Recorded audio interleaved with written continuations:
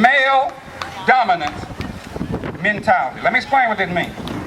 Not all men have that, thank goodness, but there are still a lot of men who are still caught up in that way of thinking. And in the male dominant mentality way of thinking, a man says to himself, I can control you.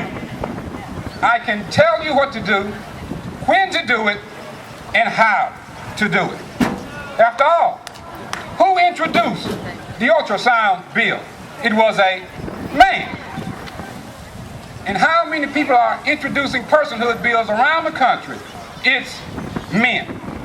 And it's a way of saying that I can control you. The male dominant way of thinking produces a double standard.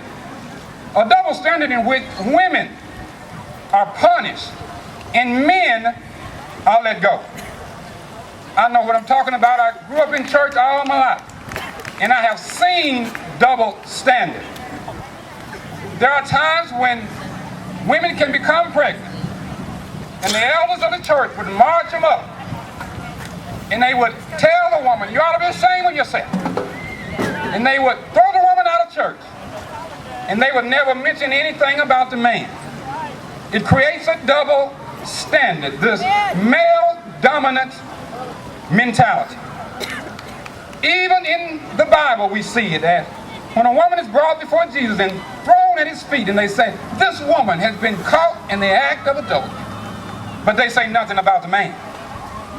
A woman cannot commit adultery by herself. There has to be somebody, somewhere, doing it as well. That's why I couldn't understand why a prominent radio host could pick on a young woman and call her everything but a child of God, and never even mention the man. If a woman is going to be a slut, a prostitute, or a whore, she can't do it alone. It has to have a man.